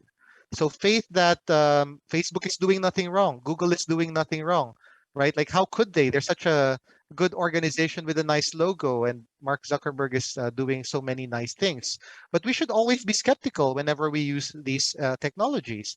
We should learn some of the principles we learned from living in a pandemic, COVID-19, which is distancing and hand washing, right? We always distance ourselves from information that we read online, from a link like that might be dirty. Maybe I'll do something first before clicking that link. And I'll share with you some basic tips. Again, these are not exhaustive, but they certainly can be good for starters. All right, strong passwords. That's the pretty much the basic one.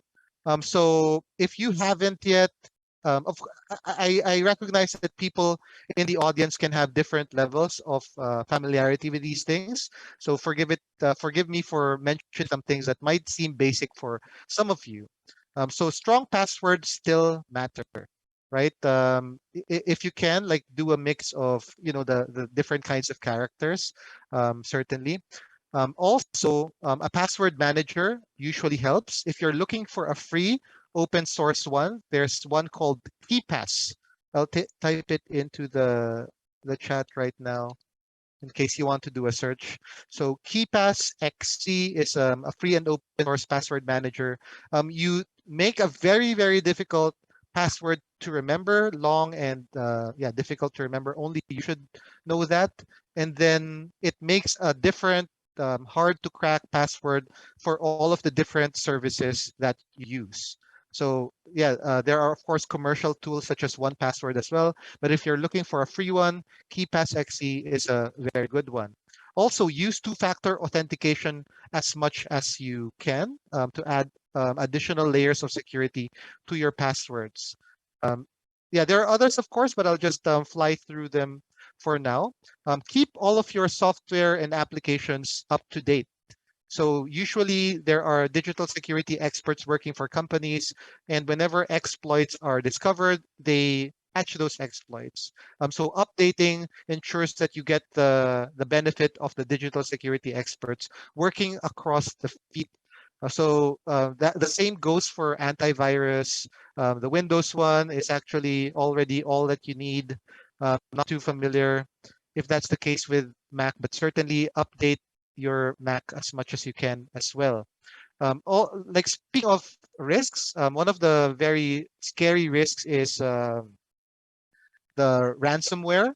So to avoid the worst case scenarios, have backups of your files, right? And I'm talking about backups that are not just in the cloud. Like think of physical backups in hardwares at your own place as well.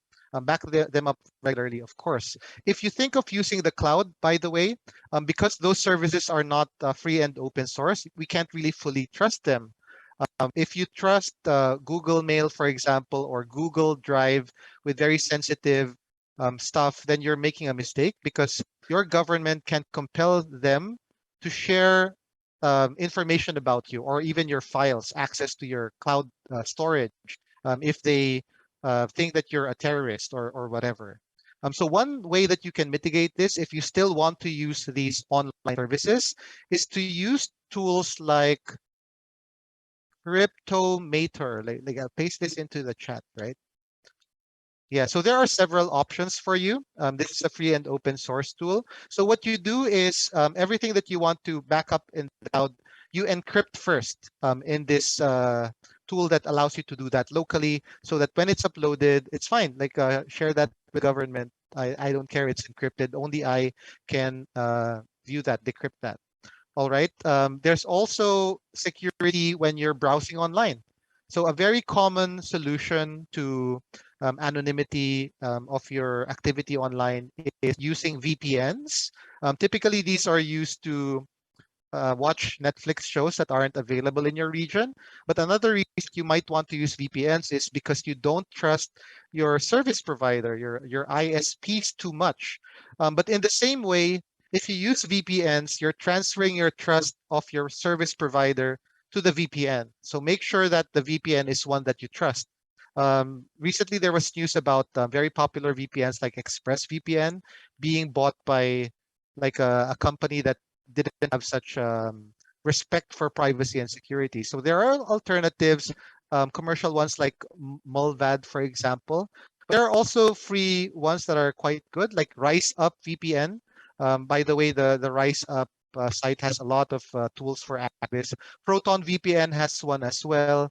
TunnelBear is cute and quite good. I'm not sure about their reputation in the private scene, but anyway, those are some options that you can consider.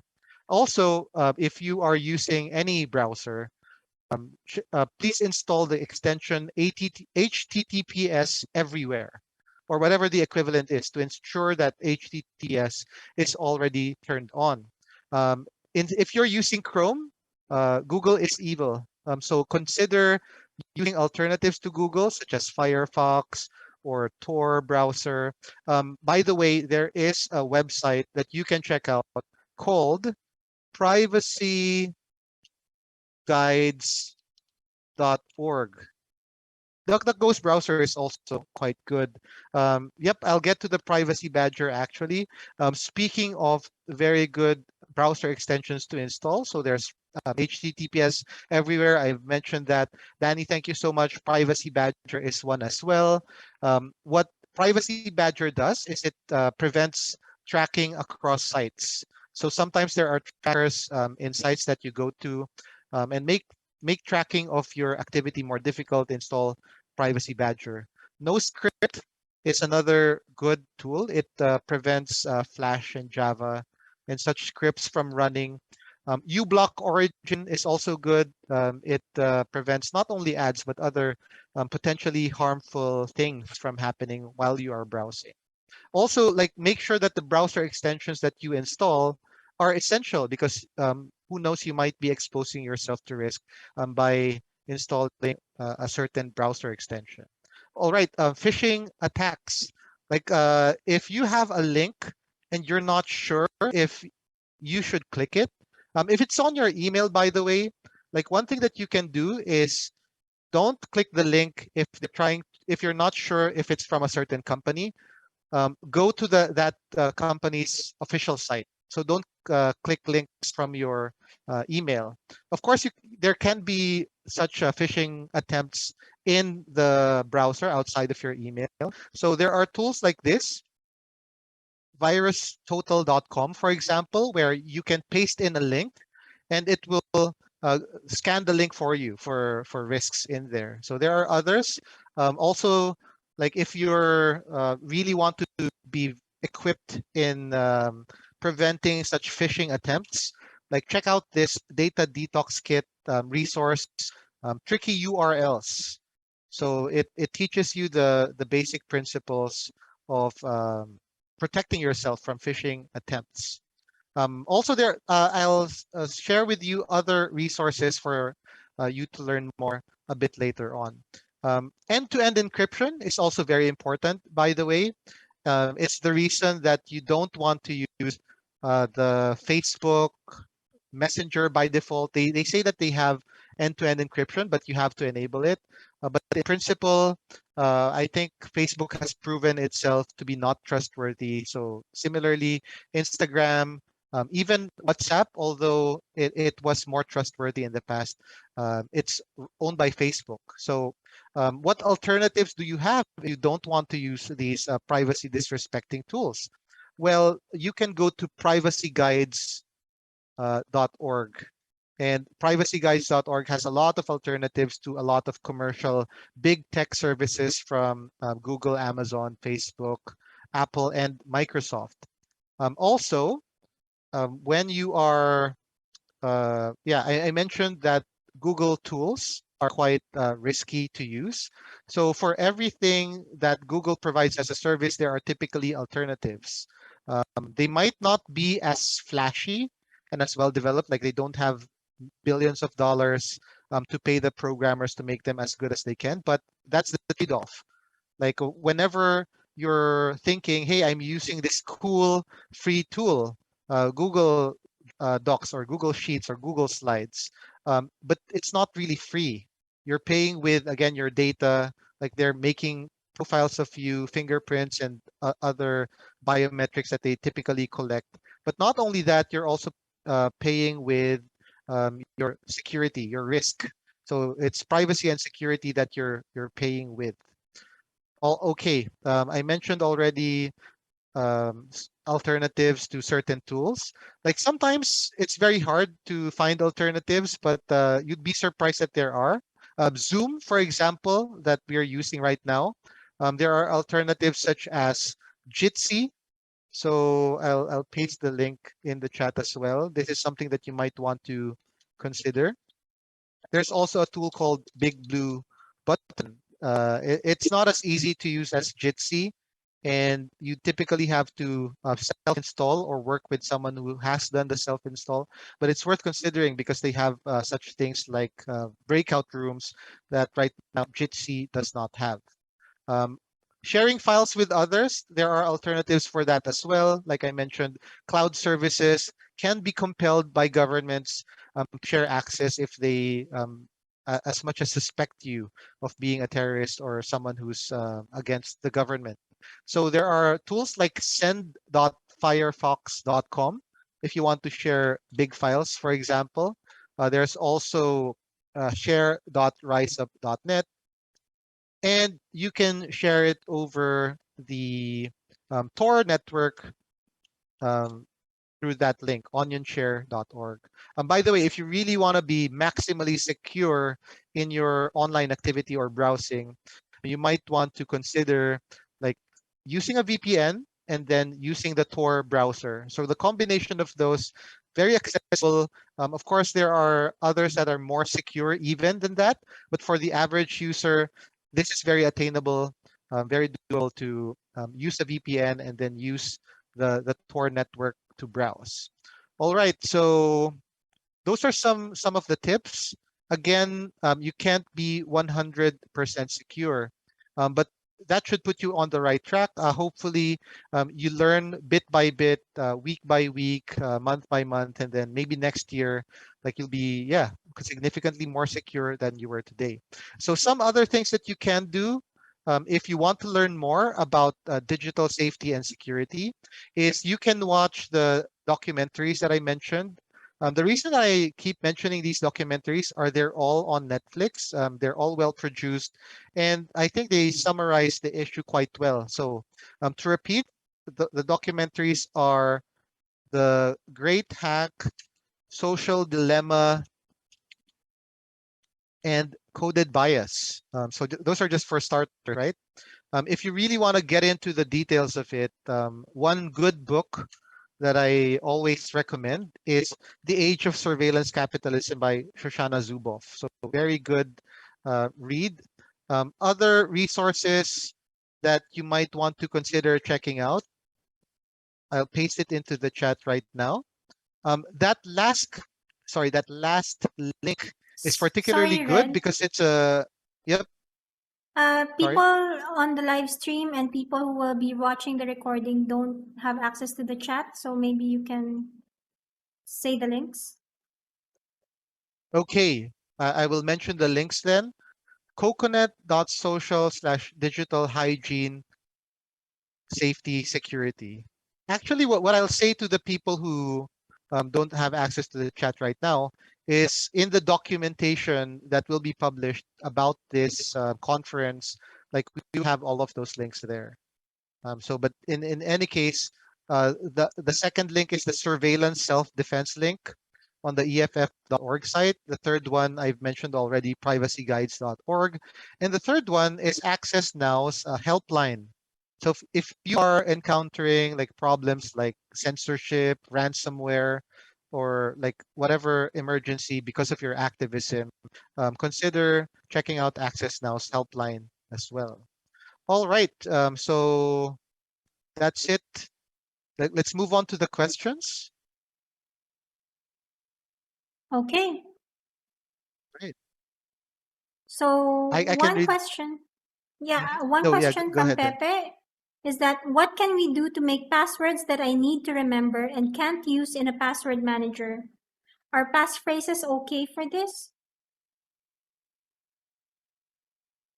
Can't use in a password manager. So if you really need to remember it, like you can consider dice words,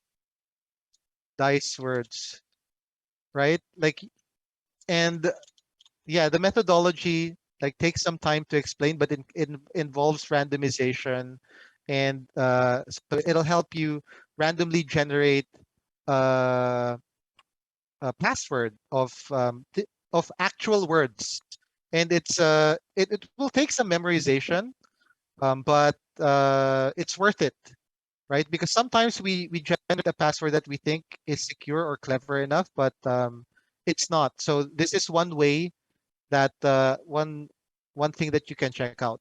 So is it dice words or diceware? Am I remembering incorrectly? Yeah, so there's a dice word generator page. There are several actually online.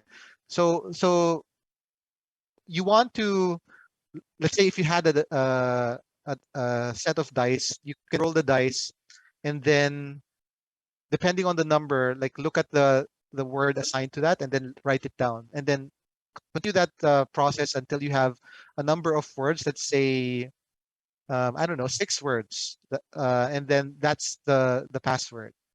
So there's that. There are also things that you can figure out for yourself, like maybe like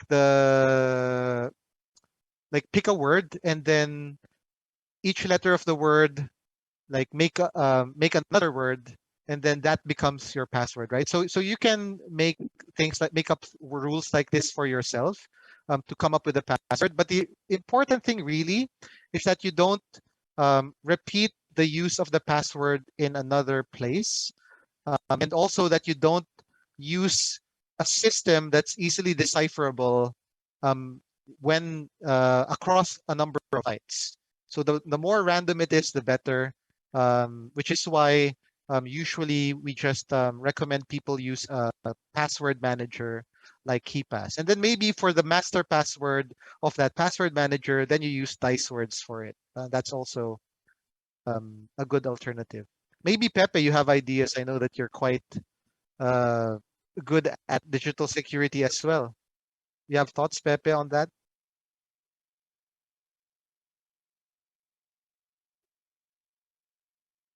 All right. No worries if Oh, you can't. sorry, Yeah. I was just able to unmute.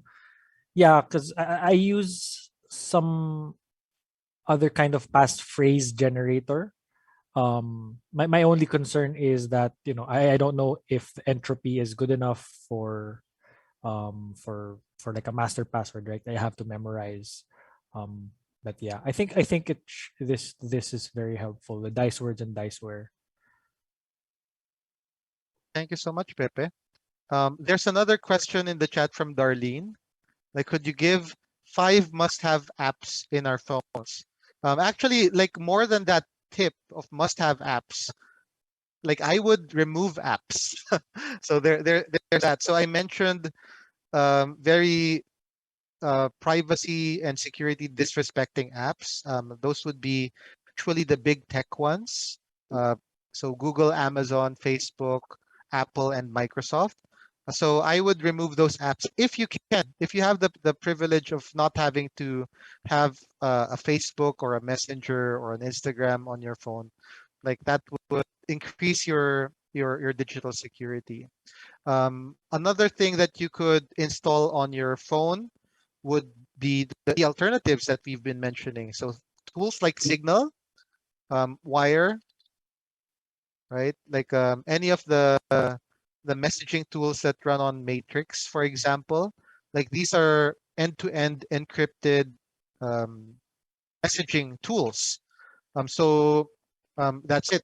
By the way, if you want to keep definitely Pepe, password manager, if you do decide to get a password manager, then it makes sense to have it on all of your devices. Typically, they also have plugins in browsers and even extensions on your phones. So a password manager too.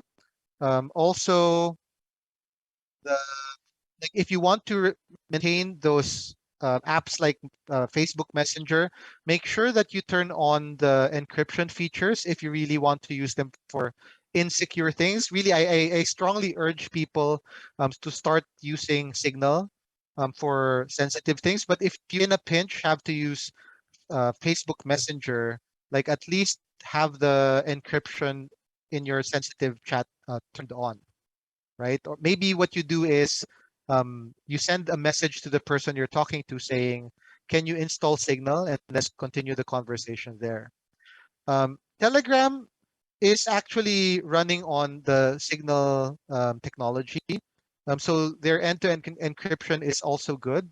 The issue with Telegram is on the business side of things. Like the more commercial an entity gets, the more they face these sorts of risks. Like also, like for example, I have colleagues in Indonesia who have told me that the government put people like in the Telegram office, right? I mean the Telegram messaging app office. And activists were scared. Like, why are there government people monitoring what happens in the Telegram office? And can we really trust them to ensure that they're not sharing the information? That said, it's when you use true end-to-end encryption, like something that even WhatsApp actually has, like there's really like very few information in the actual communication that can be collected about you, which is why when Signal was recently subpoenaed by the US government to share their information, they said, really, like we can't, like we physically cannot give you anything because we're end-to-end encrypted. Okay, that said, even if Signal, Telegram, and Facebook, WhatsApp were all end-to-end encrypted, I would still suggest that you use Signal and support the ethical guy, right? Because what you do when you use WhatsApp, even if it had end-to-end encryption, you're still supporting the bigger ecosystem of Facebook products, and that is a net negative for all of us. So better to support Signal, who although they're not perfect for sure, they're still a human organization, and we don't believe in like perfectly ethical human organizations. They're the one of the best so far. If you want to look at alternatives to Signal, like consider Wire, right? So starting with Signal or Wire, it's a good, it's good for starters. But Signal is the more popular, free and open source, end-to-end encrypted messaging platform. So I'd go with Signal for now. Like it's a good enough one for now. Yeah. Wait. All right. Other questions? Yeah. Tin? And last question before we end. What are things someone listening to this talk can do here and now in the next 5 to 10 minutes to boost their digital security? Yeah, that's a good one. Install Signal, I think, for starters, because it's such an easy thing to do, right? And then start encouraging a friend or two to also install Signal and pretend you're spies, right? Pretend you're like a Bond spy, right? Like be adventurous about it, and you'll see it's not really any different. Like it has features like video calls and group chats and emojis and gifs and whatnot. But like doing so, you're joining the growing movement of people who are being more skeptical about Facebook and WhatsApp. Like right, like not a lot of people can uninstall Facebook and get off of that platform, but a lot of people are already starting with Signal, especially when I remember when the news of Facebook Messenger changing its policy happened, or WhatsApp changing its policy to include ads or to share across like the Facebook ecosystem, or is it the Meta ecosystem now? A lot of people started using Signal. So you're not alone. Like you're still a bit early, but definitely you're not late. So now it's the right time. Install Signal, like play with it, like see who among your friends are on it, and yeah, like I mentioned, gradually learn bit by bit how to improve your online safety and security. Darlene has a follow-up question. That Signal does not have username yet. So you need Yeah, to share your that's one of actual mobile the number. that's one of the criticisms about Signal. So they've been talking about working on it. So if you really want to be 100% secure, you use a burner SIM. And I know that a lot of countries do not allow burner SIMs anymore. You'd have to register it. So you have a Philippine friend, have a have a SIM card shipped and use that. Like that's one alternative. But if you do want to use something like a partner that we've been working with at EngageMedia is called Session. So Session does not require a mobile number. So Session is like Signal, except that you wouldn't need an associated mobile number with it. So I believe their website is Get Session. Like they're created by the Loki Foundation. Yep, getsession.org. Very ethical organization, very concerned with privacy and security, and like the other tools that I've mentioned, free and open source. Yep. All right. And thank you, Tin, for your link. That we have a resource that we've recently worked on the security of activists and advocates. Thank you so much, Darlene. Yep, that's it. Okay, that's it for the question and answer portion. And to close this last day of the conference is Red. Red, please say your closing Yep. remarks. Yeah, although we would have preferred an in-person conference, including the pandemic-free, safe and healthy circumstances that would have allowed that, we're only starting now to envision a time when such big events are possible again. Still, we can't help but be grateful for the chance to spend some afternoons together, learn, enjoy, and be in the company of some fellow humanists from around the region. So we'd like to end this year's conference with a round of gratitude. First, thank you, Humanists International, and its many members and supporters around the world who have made this event possible. Thanks to all our speakers, Tale and Fraser, Guy and Risa, Fahima, Sudesh, Javan, Uttam, Dr. Sim, Ramdio, DJ, and Abram for your time. Thanks to the AHC 2021 team, Carlo, our tech and video producer, Claudine, our graphic recorder, Tao, our documenter, and co-hosts Tin and Danny. And thank you everyone who attended. On behalf of the Humanist International, the conference team, and Filipino Freethinkers, see you next year.